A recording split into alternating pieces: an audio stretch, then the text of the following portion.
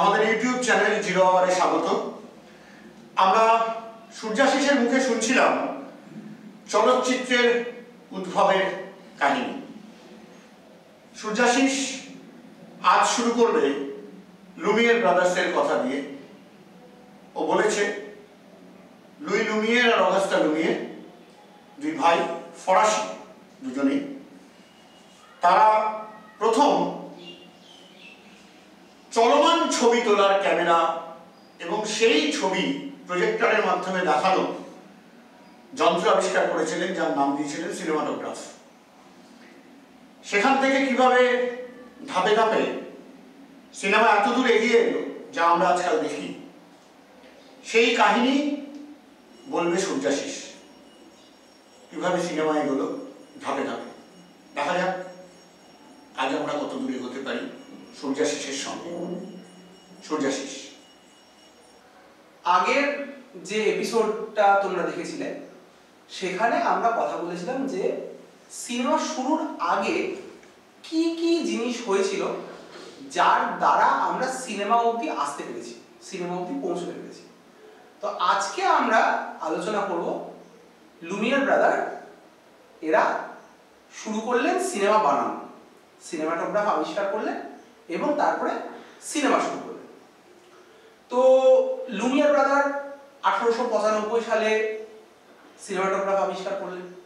Cinematograph আবিষ্কার করার পরেই ওনারা যেটা করলেন সেটা হচ্ছে যে ওদেরই নিজেদের ফ্যাক্টরির সামনে এই সিনেমাটোগ্রাফ যন্ত্রটিকে ওরা রাখলেন এবং তারপরে তাদের ফ্যাক্টরি থেকে যে তাদের শ্রমিকরা বেরিয়ে যাচ্ছে সেটার ওরা একটা ছবি তুললেন, একটা ভিডিও করলেন। এই ফিল্মটা যে ওরা শুট করলেন সেটার নাম দিলেন ওয়ার্কার্স লিভিং দ্য ফ্যাক্টরি। নাম থেকেই বোঝা যাচ্ছে ওয়ার্কাররা বেরিয়ে যাচ্ছে। তা এই সিনেমা যেটা আমরা দেখলাম এটা কিন্তু 1 মিনিটের থেকেও অল্প সময়ের একটা সিনেমা এবং এটা প্রথম পাবলিক স্ক্রিনিং হলো, অনেক মানুষ একসঙ্গে দেখল। তারপরে এরকম আরো অনেকগুলো ছবি তারা বানালেন। তার মধ্যে অন্যতম হচ্ছে train arriving at the station. Paris শহরে স্টেশনে ট্রেন ঢুকছে, সেটা ওরা ছবি তোলার পরে যখন নিয়ে গিয়ে দেখালেন আলাদা আলাদা হলে, এরকমও শুনতে পাওয়া যায় যে মানুষ প্রথম এত বড় একটা পর্দায় যখন ট্রেনকে আসতে দেখে তখন তারা ভাবে যে সত্যি তাদের সামনে ট্রেন চলে আসছে এবং তারা অনেকেই হল ছেড়ে পালিয়ে গেছে। তো এরকম ভাবে ওরা আরো এরকম অনেক দৈনন্দিন জীবনে যা ঘটছে সেগুলোকে শুধু ডকুমেন্ট করা শুরু করলেন। এই আর্লি ফিল্ম যেগুলো লুমিয়ার ব্রাদার বানিয়েছিলেন, এই লুমিয়ার ভ্রাতৃদ্বয়দের বানানো সিনেমাগুলো বেশিরভাগই ছিল ডকুমেন্টারি স্টাইল, যা ঘটে চলেছে শুধুমাত্র তারই একটা ছবি তুলে রাখা। এখন এর মানে কিন্তু এই নয় যে লুমিয়ার ব্রাদার এরা কোনো রকম কোনো ফিকশন ছবি বানায়নি। এরাই কিন্তু বানিয়েছে ওয়াটারিং দ্য গার্ডেনার। একজন গার্ডেনার সে জল দিচ্ছে এবং সেই জলের পাইপে কিরকম ভাবে পা রেখে দাঁড়ানো হচ্ছে এবং তারপরে কি হচ্ছে। তো এই ছবিটা আমি তোমাদের জন্য চালাচ্ছি, তোমরা একটুখানি দেখো, তারপর আমরা এটা নিয়ে আলোচনা করছি।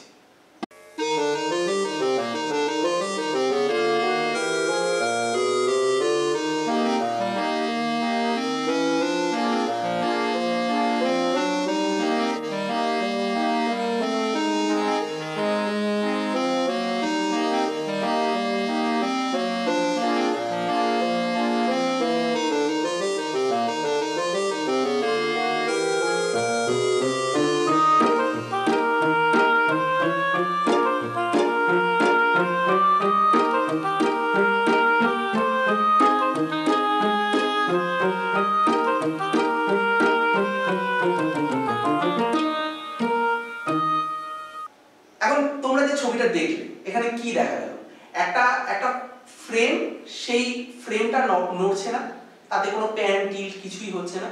একটা স্টিল ফ্রেম, যেন একটা থিয়েটারের মঞ্চ সামনে রয়েছে, এরকম মঞ্চের মতো করে এই ফ্রেমটাকে ট্রিট করে দুজন মানুষ এখানে নড়াচড়া করছে, তারা তাদের কাজ করছে।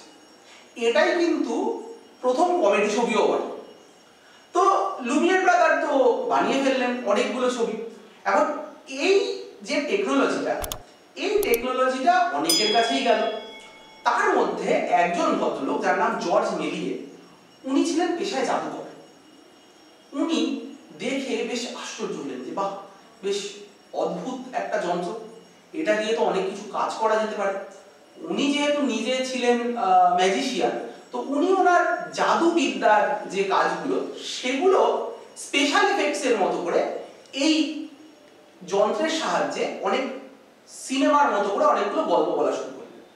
তার মধ্যে একটা খুব ইম্পর্টেন্ট নাম হচ্ছে ট্রিপ টু দ্য মুন।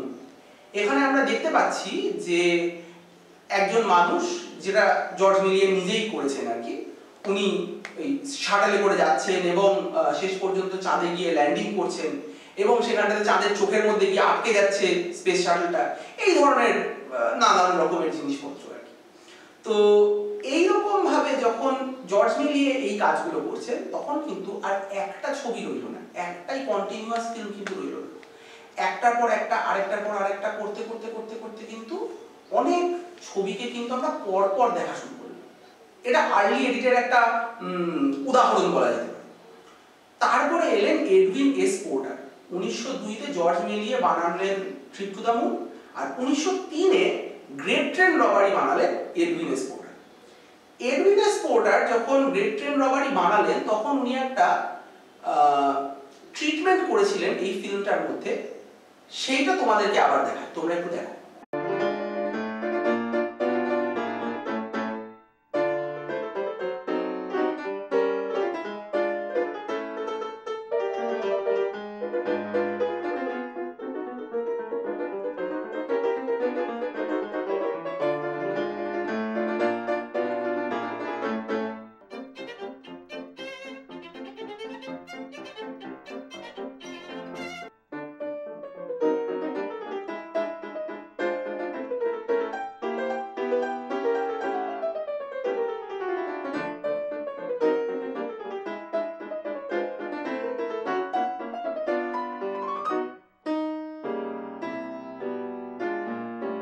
তোমরা দেখতে পেলে কিরকম ভাবে ঘরের মধ্যে শুটিং হচ্ছে, আবার ঘরের বাইরে শুটিং হচ্ছে।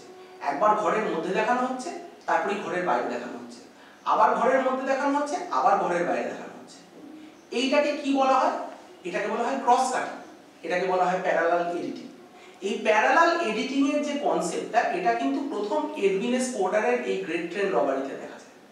তো আস্তে আস্তে আমরা দেখতে পাচ্ছি যে কিভাবে ফিল্ম বা সিনেমা তার ভাষা তৈরি হচ্ছে। ফিল্মের ভাষা কি? একমাত্র একটাই জিনিস হচ্ছে ফিল্মের ভাষা, সেটা হচ্ছে সম্পাদনা, এডিটিং।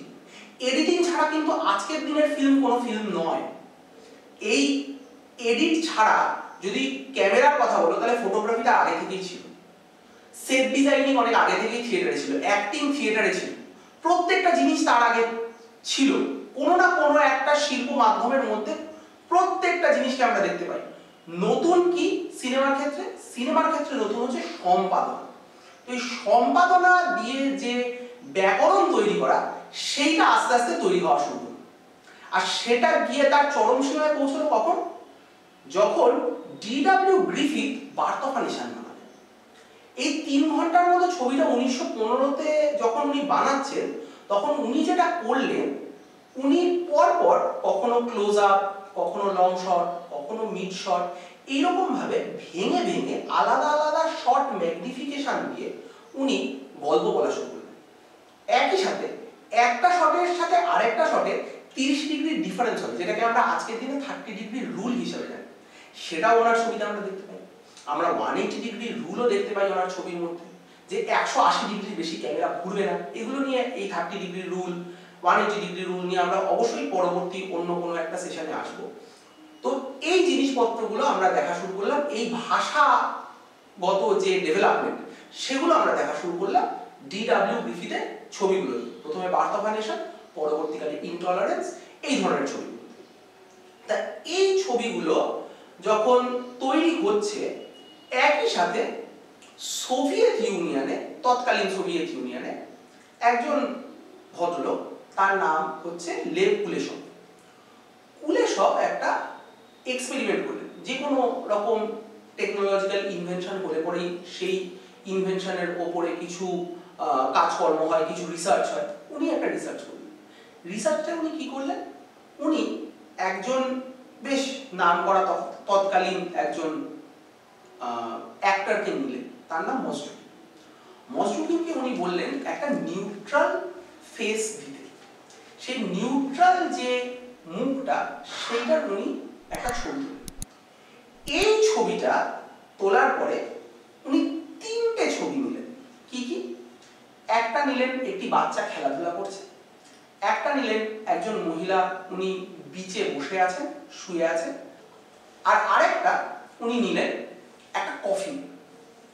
এখন যখন এই তিনটে ছবি প্রত্যেকটার পিছনে একবার করে এই মসজুকিনের নিউট্রাল ফেসটাকে উনি রাখলেন, তখন দেখা গেল যে তিনটে ছবি আলাদা আলাদা জনতাকে দেখানো হলে জনতা আলাদা আলাদা রিয়াকশন দিচ্ছে।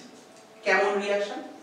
প্রথম ছবিটা যারা দেখলেন, মানে বাচ্চা খেলাধুলা করছে, তারপরে মসজুকিনের ওই নিউট্রাল ফেস, সেই জনতা বললেন যে মসজুকিনের চোখে মুখে বাৎসল্য প্রেম একেবারে ফুটে উঠছে। দ্বিতীয় ছবিটা যারা দেখলেন, ওই মহিলা বিচে শুয়ে আছে এবং তারপরে মসজুকিনের সেই নিউট্রাল ফেস, তারা বললেন যে লাস্য চোখ দিয়ে একেবারে ঠিকরে বেরোচ্ছে মসজুকিনের।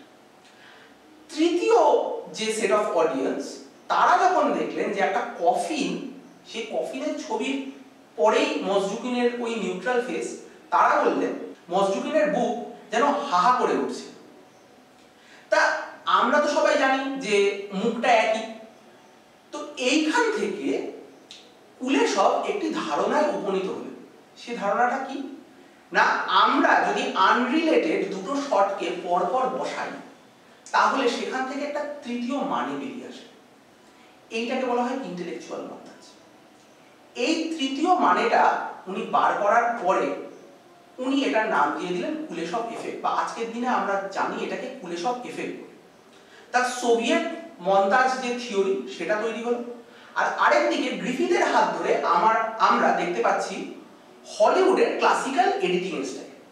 এই দুটো হয়ে উঠলো দুটো মূল ধারা আমাদের ছবির জগৎ, সিনেমার জগৎ।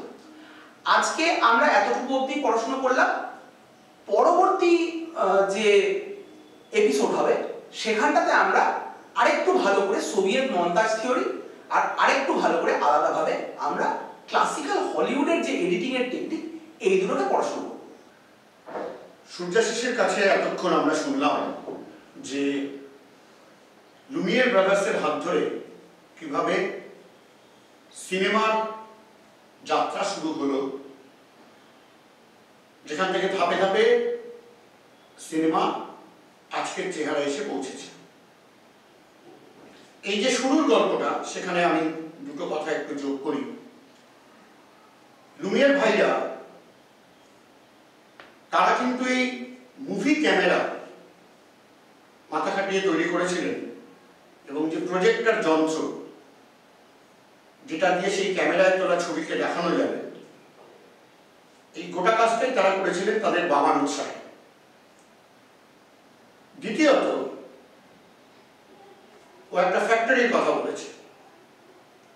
এই ফ্যাক্টরিটা আসলে লুমিয়ের ভাইদের ওই ক্যামেরা প্রজেক্টর বানানোর ফ্যাক্টরি, এবং সেখানে শুধু ক্যামেরা প্রজেক্টর বানানো হতো তাই নয়, লুমিয়ের ভাইরা আরেকটা কাজ করেছিলেন।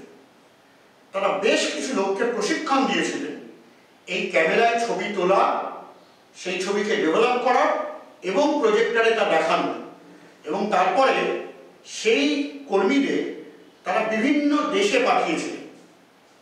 লন্ডনে পাঠিয়েছিলেন, ইউরোপের বিভিন্ন দেশে পাঠিয়েছিলেন, এমনকি ভারতেও পাঠিয়েছিলেন। 1913 সালে আমাদের এখানে দাদা সাহেব ফালকে প্রথম নির্বাক চলচ্চিত্র বানিয়েছিলেন রাজা হরিশ্চন্দ্র। তার আগেই ভারতের মানুষ সিনেমা সম্পর্কে প্রথম যে ধারণা সেটা পেয়েছিলেন লুমিয়ের ভাইদের তোলা ছবি দেখার মধ্য দিয়ে। তৃতীয়ত, লুমিয়ের ভাইরা যেমন এই ছবিগুলো তুলেছেন, লুমিয়ের ভাইদের ছবিগুলো ইউটিউবে দেখা যায়। ফ্রেঞ্চ নাম ছিল, ও ট্রেন অ্যারাইভালের কথা বলেছে, অ্যারাইভিং অফ এ ট্রেন। ওটা অ্যাকচুয়ালি ইংরেজিতে নাম হচ্ছে অ্যারাইভাল অফ এ ট্রেন। ছবিটা দেখলেই বুঝতে পারবে যে প্যারিস স্টেশনের একটা প্ল্যাটফর্মের একপাশে ক্যামেরা বসিয়ে রাখা হয়েছে। একটা ট্রেন ঢুকছে, তারপরে ট্রেনটা দাঁড়ালো, কিছু লোক নামলেন, কিছু লোক উঠছে, এই কোনো মুভমেন্ট নেই, ক্যামেরার মুভমেন্ট বলতে যা বোঝায়। এবং ক্যামেরা শট, তারও কোনো ভ্যারিয়েশন নেই।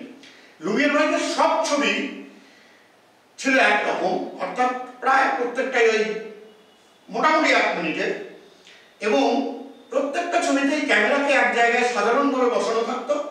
ক্যামেরার সামনে যা ঘটছে সেটাকেই তারা তুলে ধরতেন। যেমন একটা ছবি আছে বেবিস ব্রেকফাস্ট, একটা বাচ্চা ছেলেকে খাওয়ানো হচ্ছে, তার মা বাবা খাওয়াচ্ছে।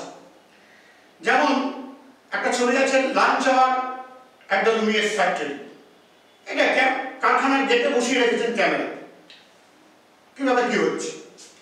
একটা ছবি আছে দ্য কার্ড গেম, সেটাও তাই, কয়েকজন মিলে বসে তাস খেলছে। এবং আজকের যুগে দাঁড়িয়ে সেগুলোকে তোমার খুব সিনেমা বলে মনে হবে না, কিন্তু তুমি তখনকার কথা ভাবো যখন মানুষের কাছে পর্দায় চলমান ছবি দেখা যাচ্ছে, এই ধারণাটাই ছিল না। ওটা একেবারে একটা নতুন নতুন নতুন ভাবনা, নতুন ধারণা, নতুন স্বাদ। এবং ঠিক সেই কারণেই ও যে কথাটা বললো যে প্যারিসের যে হল, এই হল কিন্তু এখনকার মতো হল নয়, একটা ঘর যাতে ওই পর্দায় ছবি ফেলে দেখানোর ব্যবস্থা ছিল। সেখানে যখন তারা এই অ্যারাইভাল অফ ট্রেন দেখান, তখন ওই প্রথম দিকের রোগুলোতে যারা বসেছিলেন তারা ওই ট্রেনটাকে এগিয়ে আসতে দেখে সূর্যাশিস বলেছে যে তারা ভয়ের চোটে ছিটকে বেরিয়ে চলে গিয়েছিল। এই ঘটনা বোম্বেতেও ঘটেছে, মানে আজকে যেটা মুম্বাই বলে পরিচিত। আজকে শুনলে হাসি পায়, কিন্তু ভেবে রাখো তখনকার মানুষের কথা ভাবো, সে মানুষ কখনো দেখেনি পর্দায় কিছু চলতে। ফলে সে যখন দেখছে পর্দার মধ্য দিয়ে একটা ট্রেন এগিয়ে আসছে, সে খুব স্বাভাবিকভাবে ভয় পেয়েছে। এই একই অভিজ্ঞতা আমাদের অনেকের হয়েছে যখন আমরা হলে 3D সিনেমা দেখতে গেছি। ওই চশমা পরে দেখার সময় একটা বাঘকে দেখাচ্ছে, সেরকম করে থাবা মেরেছে, আমরা চমকে উঠেছি, আমাদের মনে হচ্ছে থাবাটা আমাদের মুখে এসে পড়ল। এখন হয়তো আমরা অনেকটা অভ্যস্ত হয়ে গেছি তাতে। এই মজার মজার কিছু ঘটনার মধ্য দিয়েই চলচ্চিত্র এগিয়েছে। এবং এটা বলতে গিয়ে তাকাই আর একটা কথা বলেছে, সেটা হচ্ছে শর্টকে কি করে জোড়া হয়। ও বলেছে কাট শটের কথা। আমরা এগুলো নিয়ে পরে আলোচনা করব যে কাট শট কি। খুব সহজ করে একটা ছোট্ট কথা বলে দিই যে একটা শট ধরো, তাতে তুমি সূর্যাশিসকে দেখছো, সূর্যাশিস একটা কথা বলছে, তার পরের শটটাই দেখে একটা চেঞ্জ হয়ে গিয়ে আমি কোনো কথা বলছি বা আরেকজন কেউ একটা কথা বলছি, এটা কাট। এরকম করে শর্টকে ডিজলভ তার মধ্য দিয়ে চলে যায়, ফেড ইন ফেড আউট তার মধ্য দিয়ে চলে যায়। আমি টার্মিনোলজিগুলো বলে যাচ্ছি, এগুলো পরে আমরা বিস্তারিতভাবে আলোচনা করব কোনটা কি। সূর্যাশিস আরও একটা কথা বলেছে এডিটিং। এডিটিং মানে সম্পাদনা। চলচ্চিত্রে আসলে শর্টগুলো তুলে নেওয়া হয় নানাভাবে, এবং সেটা সাধারণত একটা চিত্রনাট্য বা স্ক্রিন প্লে তার ভিত্তিতে তোলা হয়।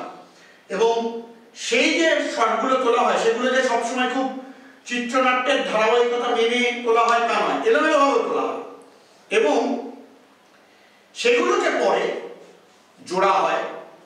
সেই জোড়ার পদ্ধতিটাই, জোড়ার কাজটাই, জোড়ার প্রক্রিয়াটাই হচ্ছে সম্পাদনা, যার সঙ্গে সাউন্ড জোড়া হয়, নানা রকম এফেক্ট জোড়া হয়, কোন শটকে কিভাবে জোড়া হবে সেটা ঠিক হয়। এই গোটা গল্পটা আমরা আবার কোনো একটা এপিসোডে নিয়ে আসবো। আপাতত আমরা শুনতে থাকি সিনেমার এগিয়ে যাওয়ার কাহিনী। পরের এপিসোডের জন্য অপেক্ষায় থাকো। ধন্যবাদ।